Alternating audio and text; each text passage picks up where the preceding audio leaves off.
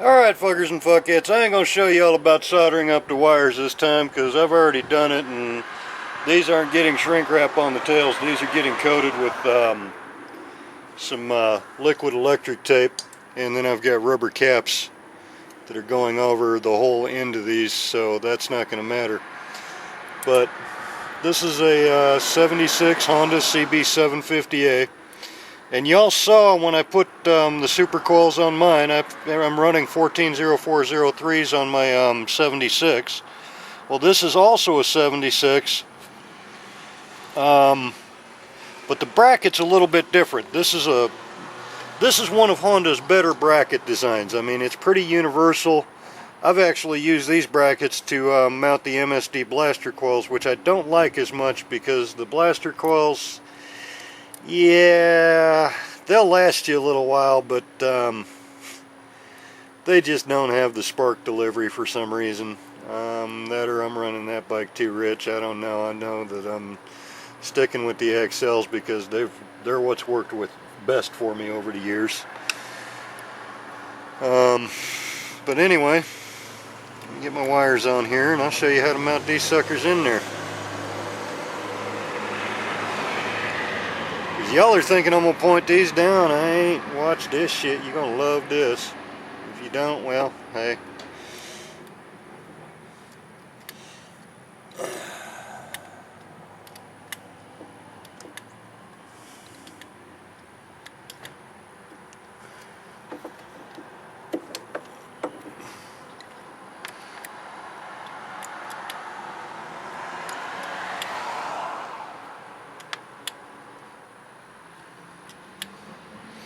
Now, I should mention too that I'm not going to make my wires in this video, my spark plug wires, but all of my spark plug wires, until they come out of the frame, they're going to be coated with cloth wire loom, and that's just to keep it in case a wire goes bad or something. I mean, I'm putting on these Accel yellow wires, the 8.8s, and they don't go bad too often, but rubbing up against a gas tank like that, I'd rather have something around them or on them. And granted, that's an old aircraft trick, but you know what? Your motorcycle and your airplane ain't too much different. Your motorcycle, your mechanic needs to be the first one to test ride it. Your aircraft, your mechanic needs to be the first one to take it up in the fucking air. I don't know how many times I've had people tell me that shit over the years. You want me to take your bird in the air? Fuck you. I'm not the one to turn the wrenches on it. Get that motherfucker over there to do it. Y'all only think I'm kidding on that.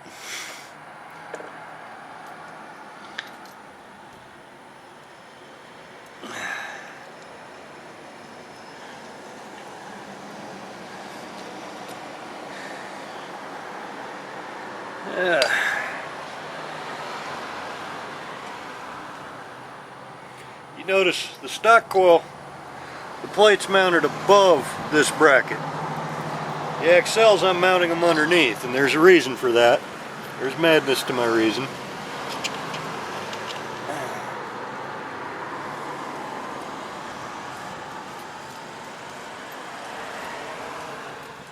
And that's to get the towers down, number one.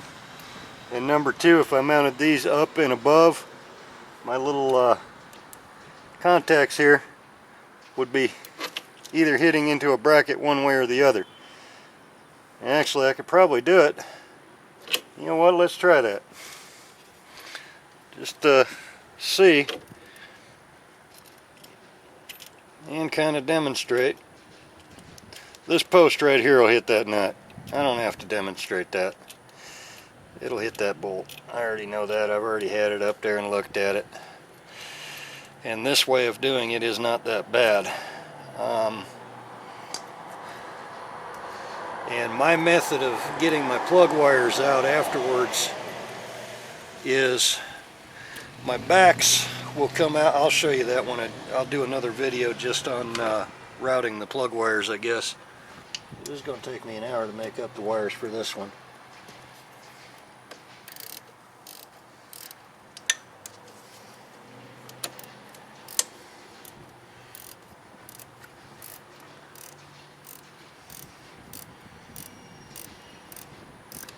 Always use washers on your bolts with these Accel coils. There's a little grounding tit right here. I don't know what the fuck it's for, but it's there and it looks like a grounding tit, so I always treat it like it is one, because I've never had anybody tell me exactly why that's there, if it's just holding the plates together or what. Like I say, I just count it as a grounding tit and I make sure I got something that's going to touch that motherfucker.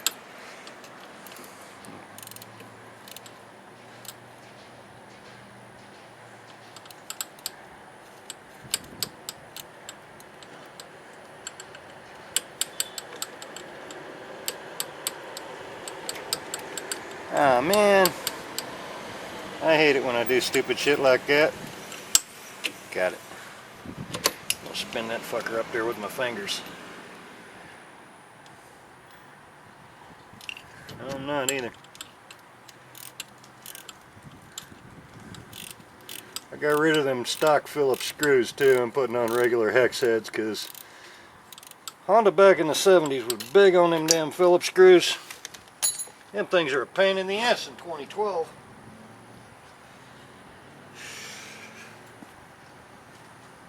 I don't think they intended these bikes to last as long as they do. I'm kind of glad they do.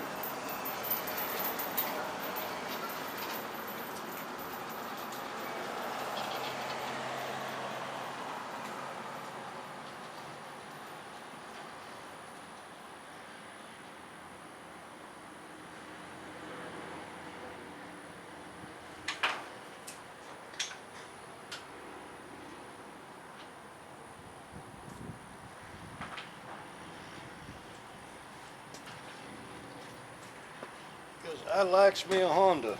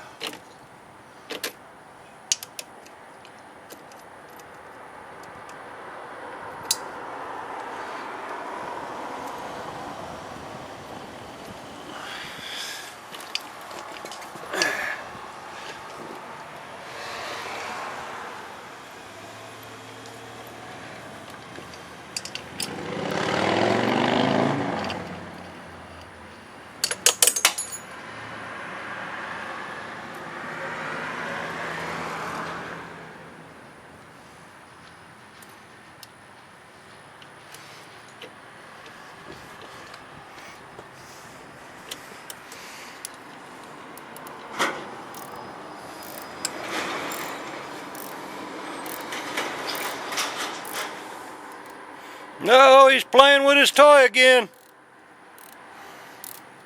He just opened his door down there. What you up to today? Huh? What you up to today? Not much. Haven't been around much. Why not? My wife's got some bad things going on with her. Yeah, might wanna. That's on.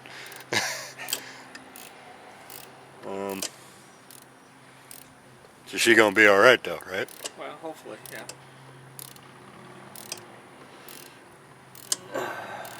You teaching a lesson?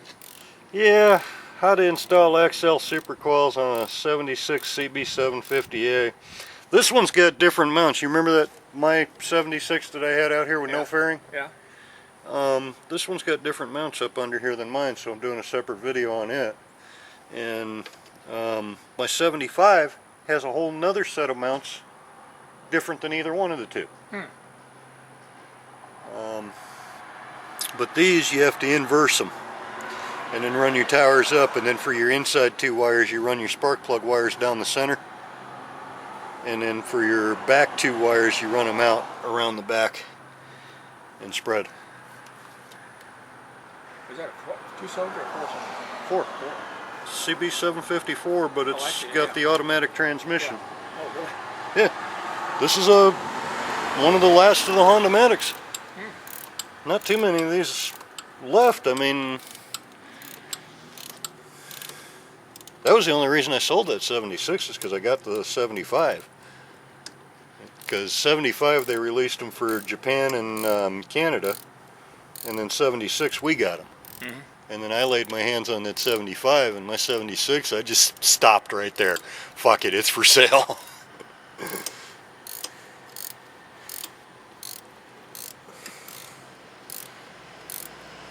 Well, it's like that little 425 out there. I still haven't 100%, I haven't put it up for sale yet.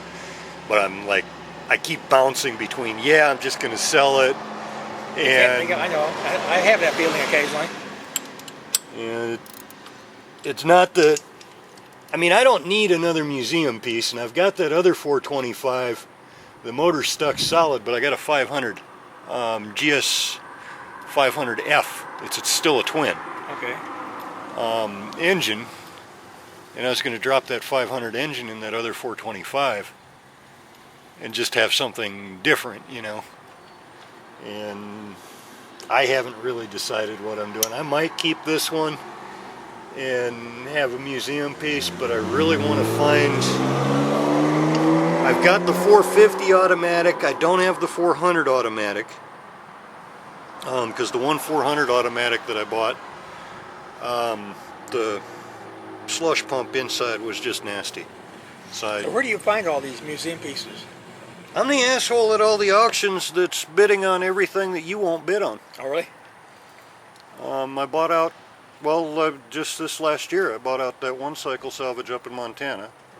And then about 8 or 9 years ago, right after I first retired, I bought out a cycle salvage in Mississippi, and I bought out 2 in Georgia. Wow. But over the years, I mean, the bulk of my bikes, I got them just by, Joey had one, oh man, my granddad got a head in the garage and my grandma wants it out of there, $200. Don't need to do nothing but add battery and clean the carbs. And well, now it's 20 years later, and you know, all these motherfuckers would catch me on payday. They couldn't, you know, but you know, or I'd see one in the paper for $200 that somebody just didn't know what was wrong with it, which didn't bother me a bit. And now I'm just kind of, I'm retired, I can get to them now. What'd you retire from? Bosch. I was an independent, I was listed as an independent defense and justice contractor.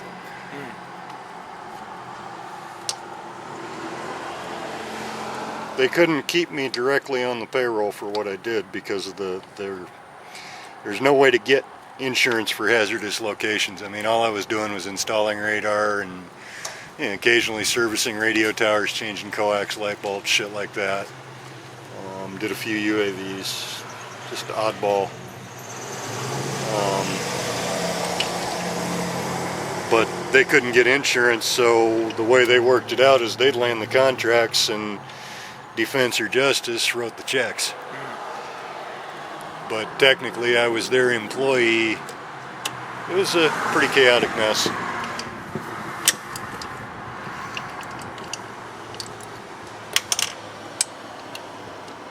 But generally when we went out on a job, I had to sign 2 pieces of paper. They had everything filled out for me. That's how I got shot up. Over in Afghanistan installing radar.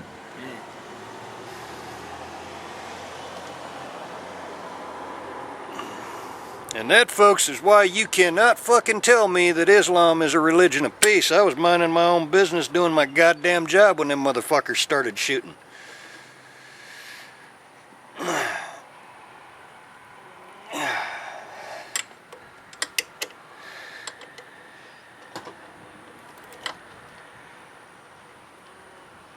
There we go. See, now at the end process, I've got some an epoxy version of liquid electric tape. It's a 2-part epoxy. I'm going to coat these, and then I've got a rubber boot that will catch this whole thing. Okay. On both of them.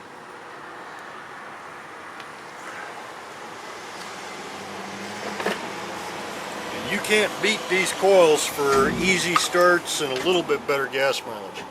Now in his case, he's still on points.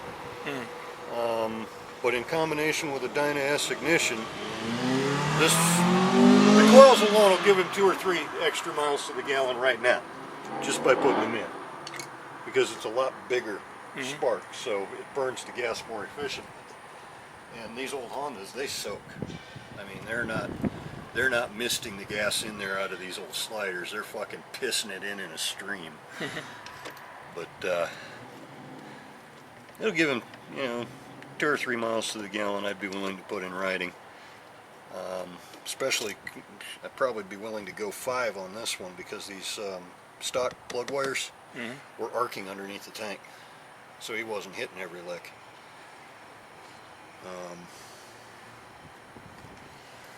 But the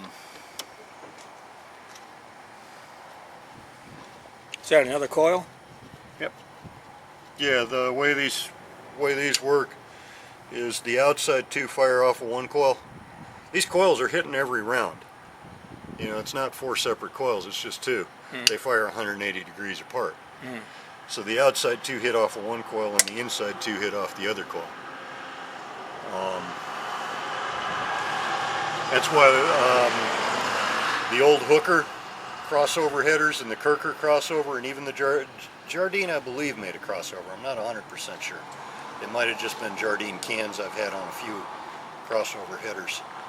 But the most efficient header for these old single cammers is a fucking Hooker that crosses over. The outside 2 come out one side in one pipe, and the inside 2 come out the other side in the other pipe, and it all ends out equal length because they kink the bends in there, and it also ends out equal degrees on the bends. And that's way more efficient fuel-wise than any of the 4-into-1s ever dreamed of being. Performance-wise, yeah, okay, maybe not. But fuel efficiency-wise, yeah. And another thing too, a 4-into-2 around town, that still leaves you your torque. Whereas a 4-into-1 around town, fuck, all your power just went up to the top end of the power band. You're not gaining anything down low, so around town you're not seeing any real performance improvement other than raw acceleration every now and then if you keep it wound out. Sounds a shitload cooler though.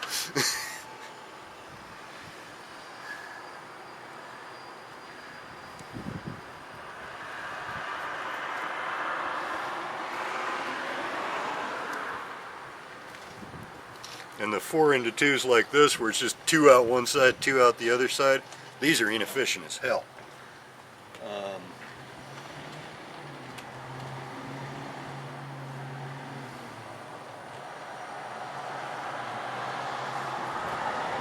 But it gives them a sound that you just can't match with nothing else. You want to hand me them orange and black nip-nips right there? Thank you. So where are you going this weekend? Nowhere. Nowhere. No. Next week, you're going to Orlando, I guess. I was supposed to do another fucking parade this weekend. No, fuck y'all. I'm not going down for... Fucking offered me $1,500 to show. Really? I'm like, no, I'm not going down there for no $1,500. I'll pay for it for a week in pain. Okay, that's worth about $5 grand.